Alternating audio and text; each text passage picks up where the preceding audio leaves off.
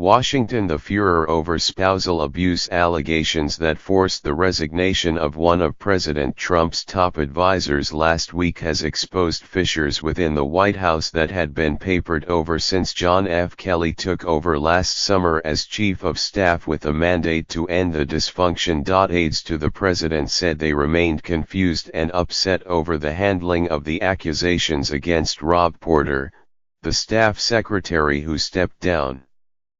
Days after his departure, the White House was still struggling on Sunday to provide a consistent explanation of who knew what and when, even as questions swirled about whether anyone might be felled as a result. While said to be frustrated with Mr. Kelly over this and other issues, Mr. Trump sought this weekend to tamp down talk that he would be pushed out, instructing an aide scheduled to appear on television to report that the president still had confidence in his chief of staff.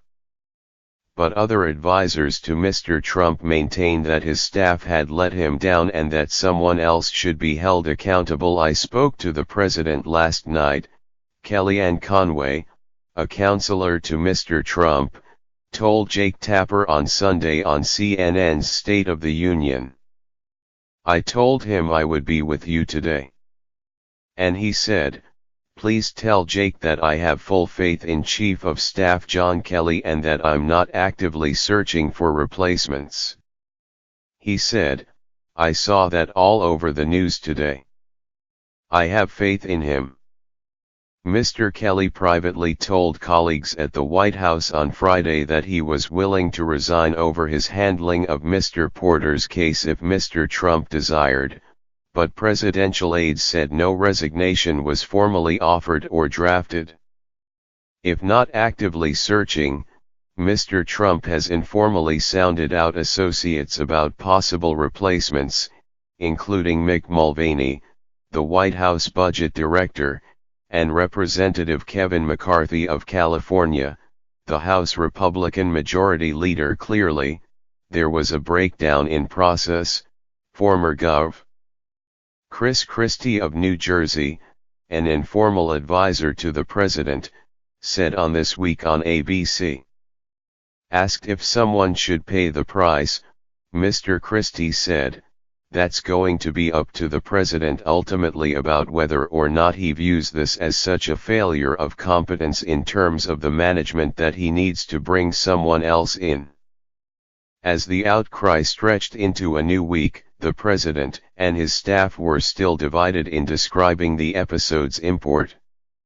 Mr. Trump has expressed sympathy for Mr. Porter and none for the two ex-wives who have accused him of physically abusing them. Despite photographs showing one of the women with a black eye, Mr. Trump on Friday emphasized that Mr. Porter had protested his innocence, and on Saturday he complained that a mere allegation could ruin someone without due process.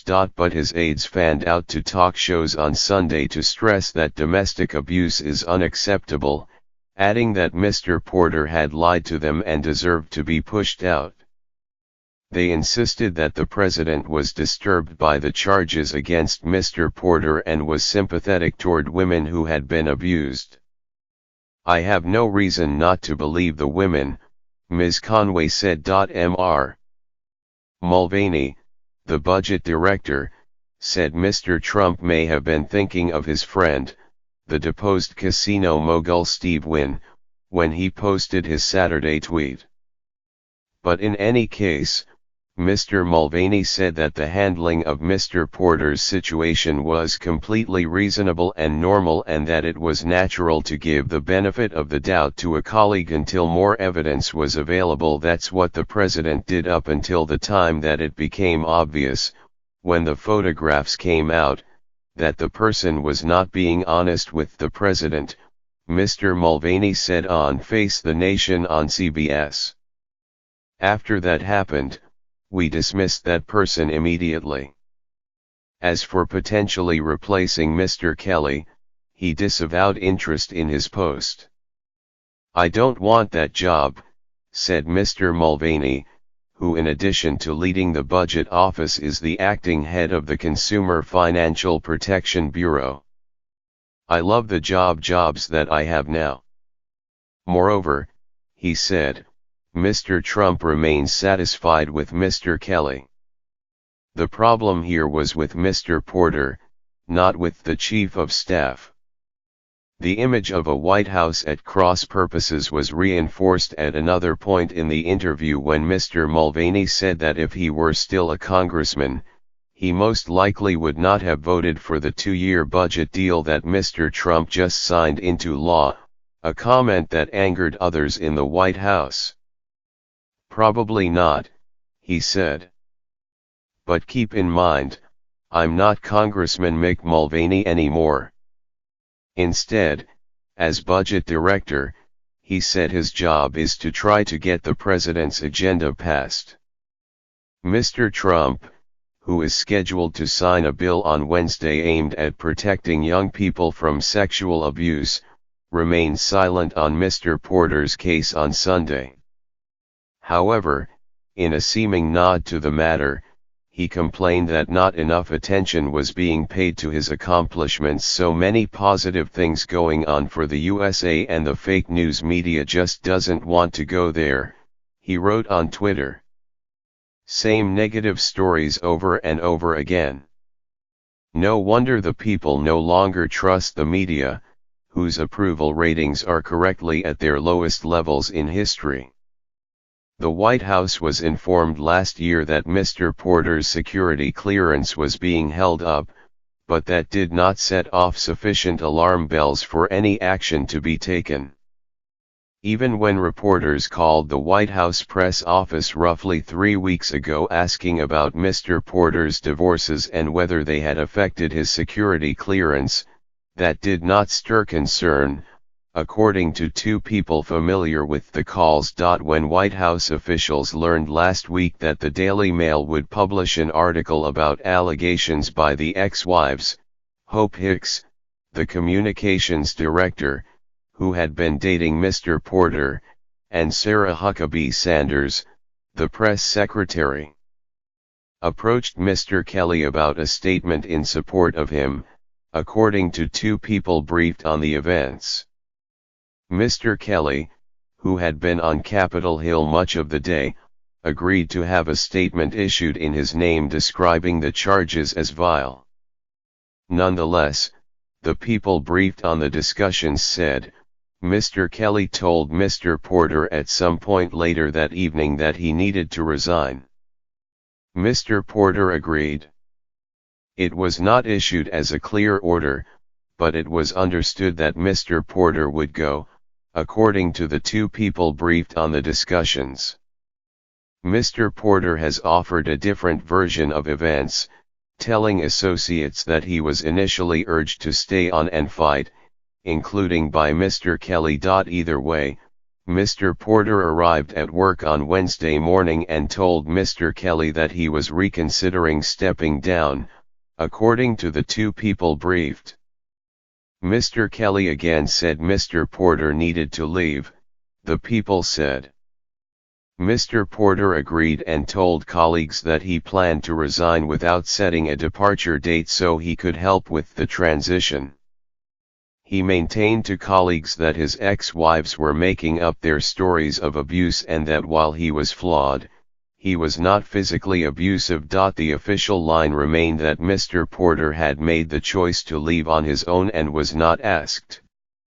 Ms. Sanders, whose briefing materials take hours to prepare and whose official statements are agreed to in advance by senior aides, said from the briefing room lectern that Mr. Kelly and Mr. Trump still had full confidence in Mr. Porter. At various points, officials have said it was the publication of the photographs that changed their calculation. The photographs took everybody by surprise, Mr. Mulvaney said. Mr. Kelly was persuaded to issue a second statement expressing shock, and White House officials made clear that Mr. Porter would be gone the next day. But Thursday morning, Mr. Porter was still in his office, clearing out his things, and had to be nudged to leave. Mr. Porter has told associates that he had informed White House officials last year that he had two ex-wives who, he said, had manufactured claims about him. Other officials said he described messy and complicated divorces, but offered no specific details. Two West Wing officials said Mr. Porter had offered conflicting portraits of his marriages. One official said he at first discussed one divorce, and then two. Initially, he said that he had been verbally abusive but that his wives had been two. While Mr. Kelly and Mr. Porter have been characterized as close allies, some White House officials said over the weekend that that was exaggerated. Mr. Kelly found Mr. Porter competent and did not want to find someone new, one official said, but he never entirely trusted Mr. Porter, in part because Mr. Kelly's longtime deputy, Kirstjen Nielsen, was not a fan of his. Ms. Nielsen has since left the White House to become Secretary of Homeland Security. Her absence and Mr. Kelly's reluctance to trust and promote people he does not know well have also been cited in some of the chaos surrounding Mr. Porter. Ms. Nielsen frequently blocked and tackled for the Chief of Staff, making herself the main line of approach to him. Without her, officials often approach Mr. Kelly freely now, and he sometimes does not remember what he has said to different people, two officials said. Mark Short, the White House legislative director, acknowledged on Sunday that the process had not worked well. There's been a rash of sexual harassment investigations, including at your own network, that you later come back and say there are things we could have done better to prevent it, he said on Meet the Press on NBC. I think the White House will go through that same experience.